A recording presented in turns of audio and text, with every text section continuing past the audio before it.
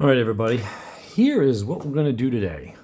And I really hope that this works out, because if it doesn't, I'm probably just going to pull the plug on at least a big significant portion of my YouTube content, because I can't keep just going and spending $300 to $400 or $500 on cameras and have them all be shit. So we're going to give this one a try. We're going to do a quick unboxing, go over the reasons why I went with this one.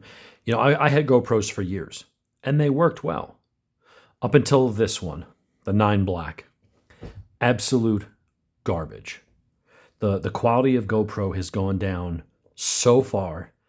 And it had a lot to do with, I think, their CEO, who used to be the highest paid, highest compensated CEO in America, meaning he was taking more of a salary from his company than like the CEOs of Walmart and other companies.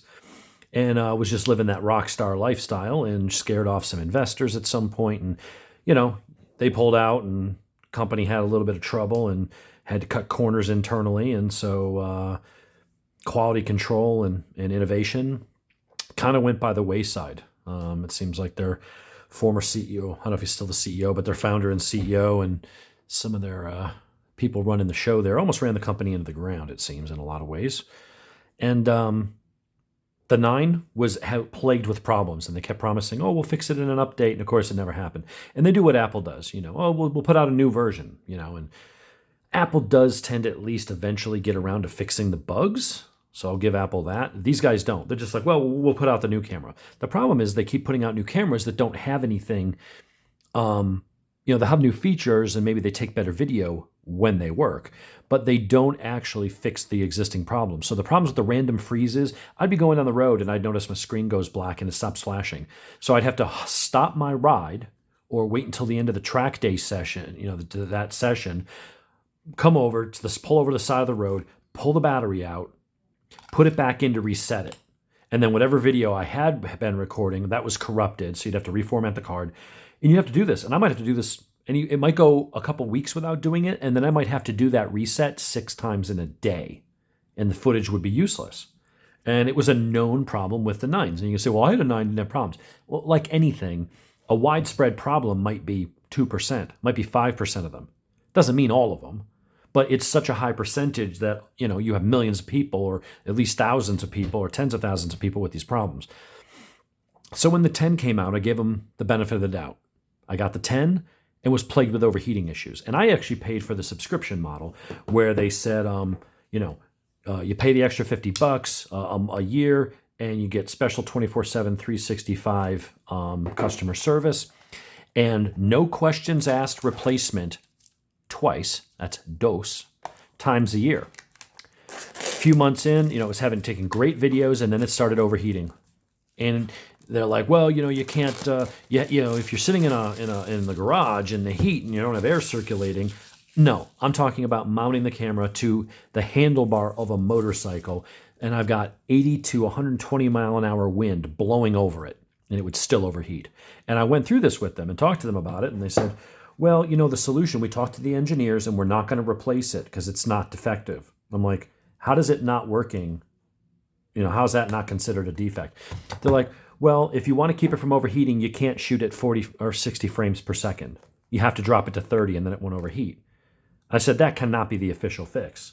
And the woman responded with the email from their, you know, whatever next tier support level. And they're like, yeah, that's the fix. So we're not going to replace it. So I saw this one, although I don't use it because it's completely unreliable. And I took my 10 and made a video of my solution to fixing it, which was shooting it with a rifle. And then I sent that to GoPro.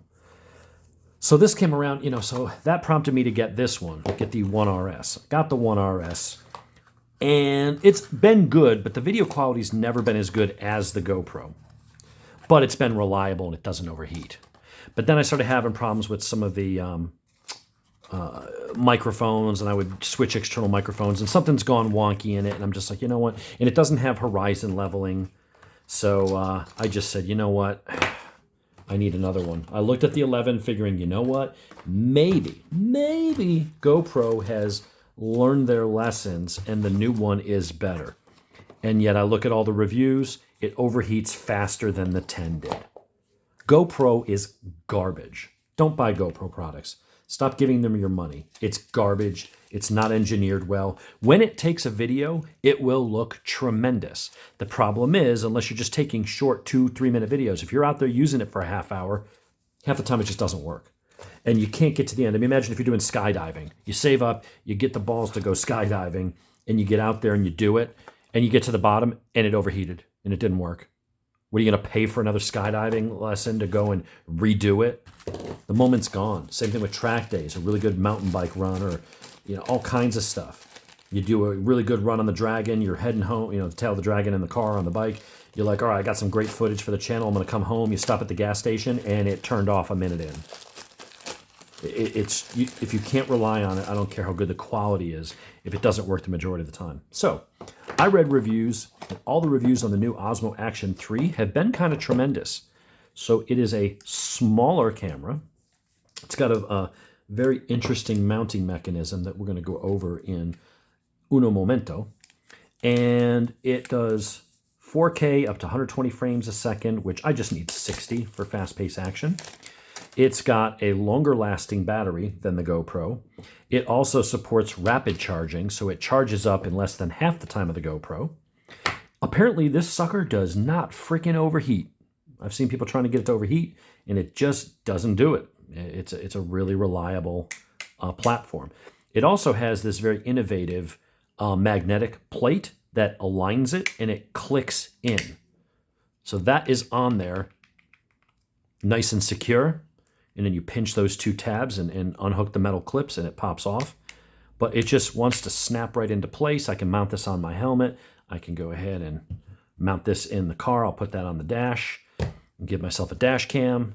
It comes with an extra cage. This I will use because that will allow me to, protect it a little bit more. But then also it's going to allow the...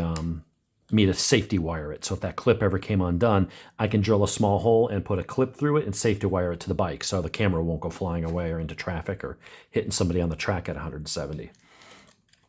So some of the other features on this, let's go ahead and take this off, pop our battery in, as well as somewhere I've got, where did I put it? I'm going to use the SanDisk 256 gigabyte Extreme Pro. That's one of the better ones that you can get. So here somewhere, we're going to pop off this side plate. It says you push that in. There we go. Slides up and out. Now, some other benefits of this over the GoPro, besides the fact that it seems a lot more reliable, it also has the image stabilization. The Rocksteady Plus is supposedly as good as the Hypersmooth 5 or whatever. It's right there as far as quality goes. It's smaller. It is lighter. It doesn't overheat. It also has a front screen, but unlike the screen on the GoPros just give you a display of what's going on. You can't actually touch it and do anything here. So when you have this in a chin mount, and this is up against, like, imagine this is the front of my helmet, I can't get to the settings. I have to unplug and, take it out of the case and turn it around and then go put the settings, and then I got to go and remount it. This is not going to do that. Although if I had to remount it, how easy is that to just pop it off, change the settings, do it, and click it right back in? But it also, the front is going to allow me to control it. So this is a touch screen, which the GoPro does not have. Then you've got these that screw on. You got some protective lens covers. You can get ND filters from several companies that make really good ones. All of that stuff is good. I like this better because it gives you a little bit, it's a little wider. It gives you a little more purchase to twist it and crank that on. But this is a nice little setup. So I'm going to pop that off.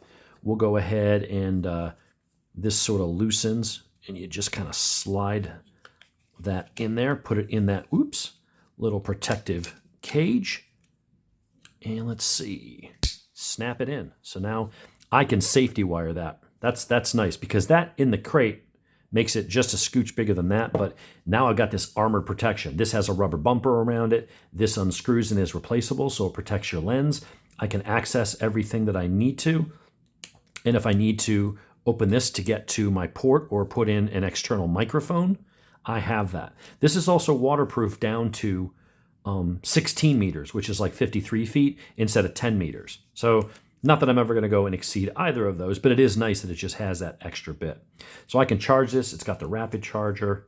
I don't know if it has any charge in the battery. Let's see if it fires up. Da, da, da, da. I do want English. Looks like I'll have to go ahead and cue. Yeah, so I'll have to go ahead. I'm using the camera right now for this, so I can't really do that. But yeah, I'm going to go through the settings in another video, but this is just the unboxing. Oh, it does it on the front too. And it's awesome that this is a touchscreen. So this feels really solid. It doesn't weigh as much as this, but it weighs more than that. I don't know what else to say about it other than all the reviews I've been reading. You know, it's got the quick on. You can use when you slide this down, you can pop this off, and there'll be a little, I can use a wired headphone or a microphone, or I can go and get a little Bluetooth module that snaps into that. And then I got a wireless mic. And that way I can put the mic in my helmet. I can put it on my lapel. You know, I can do things like that. It's a really nice little setup. Looks like it's going to be a good camera. So we'll do some other videos of me, you know, testing out the footage and stuff like that. But GoPro, throw it in the trash. It's just a crap setup. If you get one, you're lucky enough to get one that works, great. But so many people get one that just doesn't, and it overheats. And having a solution be told to you that, well, you got to lower all the settings. It's like, I don't know, if you go get a sports car and they're like, well, it does overheat and shuts down, so your new Corvette, you got to only drive it in first or second gear. You can't go third or fourth or fifth or sixth or whatever. You got to keep it in the first 2 gears to keep it from breaking down. Well, that's not cool. That's useless. That to me says it's a flawed shit design. So I really do like this. That thing just snaps right in. I think this is going to be awesome. So it does use the standard style mount. So if you've got all your GoPro attachments and stuff, you can just go ahead and click it in and all that stuff. But what's nice is once it's in that base, this is handy because it's got it built into the bottom, but you're always having to unscrew it to take it off of something. Here, it's only if you want to move the mount. I'm going to have multiple mounts, so I can just do this and go click it on my helmet, put it in my car, click it in the car. It is a really nice way to do things. That's a nice, strong magnet. Boom, pulls it right in and aligns it, and you feel it snap into place, and that thing isn't going anywhere. I've seen guys have these mounted on their cars, and they're at a track doing 130, 40 miles an hour in the wind, and you know it's not doing anything. It just stays there. So, but you do get to safety wire it with that plastic. So that's going to be awesome, I think. So expect some new things from the channel. I think this will be a good setup. We'll go through in another video because I have to use I'm using my Galaxy Z Flip 4 to do the video, and so I need that to install the software and start going through the settings and update all that stuff. So what I may do is in a subsequent video, I may maybe use this, and that way I can have the phone and this set up, and I'll use the OneRS just for that. So stay tuned. There's going to be some more stuff coming to the channel with this, and if it doesn't work, then I'm returning it to Best Buy, and I'm just going to give up on action cameras. If I can't, it's like if nobody makes one that works, then I'm just going to stop wasting time and money on these. Anyway, we'll keep you posted on how this works out. Stay tuned.